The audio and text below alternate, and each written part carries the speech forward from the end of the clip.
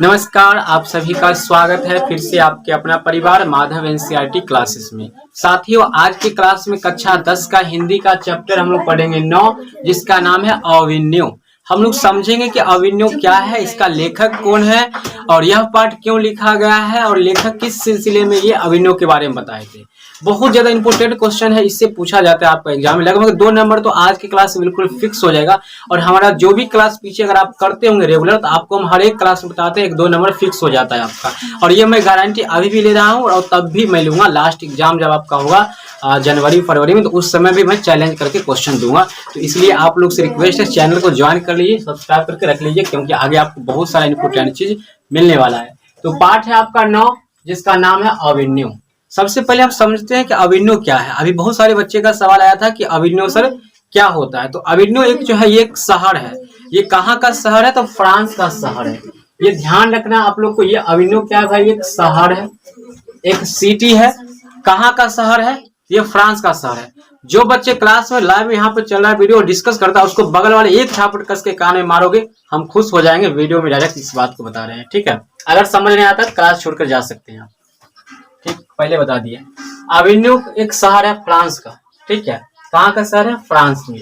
यह फ्रांस में स्थित है। यह एक शहर है। यहाँ पर ईसाई लोग रहते हैं। ईसाई लोग का मठ है, ईसाई मठ होता है, ठीक है। ईसाई धर्म के लोग जहाँ पे पूजा पाठ या जो भी धार्मिक कार्य करते हैं, उसको ईसाई मठ बोला जाता है, ठीक है। आई होप आप समझ रहे होंगे। इसका लेखक कौन हो जाएगा? लेखक है अशोक वाजपेयी जी। अब देखिए, अशोक वाजपेयी जी भारत के थे। इनका जन्म छत्तीसगढ़ में, मध्य प्रदेश में हुआ था। छत्तीसगढ़ मध्य प्रदेश में। अभी एक बाबा देखते होंगे आप लोग, बहुत ज्यादा वायरल हैं, बाबा बागेश्वर धाम। चिट्ठा पुर्जा निकाल देते हैं, आपके भविष्यवाणी कर देते हैं, लगभग वो लोग कहता है मिल जाता है, लेकिन ये सब बिल्कुल फॉल्स है। ये सब कहीं से भी बिल्कुल गलत है। ये सब हो ही नहीं सकता है। साइकोलॉजी इफेक्ट है और कुछ भी नहीं है। हाँ, भगवान की दया दृष्टि अगर उन पर है तो हम सभी पर है, क्योंकि हम सभी भी भगवान के बनाए हुए बंदे हैं, है ना। अरे हम लोग भी भगवान के बनाए हुए बंदे हैं, तो किसी एक पर भगवान विशेष रूप से कैसे ध्यान देंगे? तो ये सब थोड़ा है, चिट्ठा पुर्जा हटाइए। ये छत्तीसगढ़ में है, छतरपुर में है बाबा बागेश्वर धाम, वहीं का एक कहानी है। तो लेखक का जन्म, अशोक वाजपेयी जी का जन्म भी हुआ है 1941, छत्तीसगढ़ मध्य प्रदेश में, ठीक है। मध्य प्रदेश के निवासी थे, ठीक है। छत्तीसगढ़ इनका जन्म हुआ था। विधा क्या हो जाएगा? यात्रा वृत्तांत। क्वेश्चन पूछा जाता है कि यह क्या है? यात्रा वृत्तांत हो जाएगा, ठीक है। और ललित रचना है, हो सकता है आपकी किताब में ललित रचना होगा। आप सोच रहे होंगे यात्रा वृत्तांत क्यों, तो समझिए, यात्रा वृत्तांत इसलिए है क्योंकि अशोक वाजपेयी जी को ईसाई मठ में समारोह हुआ था। समारोह का मतलब है कोई अच्छा उत्सव हुआ था, पर्व त्योहार हुआ था। तो उसमें अशोक वाजपेयी जी गए थे भाग लेने, समारोह में घूमने गए थे। इसी सिलसिले में इन्होंने अविन्यो के बारे में जानकारी प्राप्त की और एक रचना कर दिया, जिनका नाम है यात्रा वृत्तांत के दौरान, यानी यात्रा करने के दौरान उनको जो भी जानकारी मिला, उस जानकारी को अविन्यो पाठ के नाम में रख देकर के और हम लोग के सामने में रख दिया, ठीक है। इससे प्रश्न पूछता है। इनका जन्म 1941 में हुआ था, 16 फरवरी शायद था, ये ध्यान नहीं है, ठीक है। 1941 याद रखिएगा। प्रमुख रचना कौन कौन सी इनकी? तो एक पतंग अनंत में पूछा जाता है। एक पतंग अनंत में किनकी रचना है? तो यह जो है एक पतंग, ये अशोक वाजपेयी जी का है, ठीक है। मौसम हंसी खूब लगा। तत्पुरुष, यह भी अशोक वाजपेयी जी की रचना है। बहुरी अकेला, यह भी अशोक वाजपेयी जी की रचना है। दुख चिट्ठी रसा, यह भी किसकी रचना है? अशोक वाजपेयी जी का।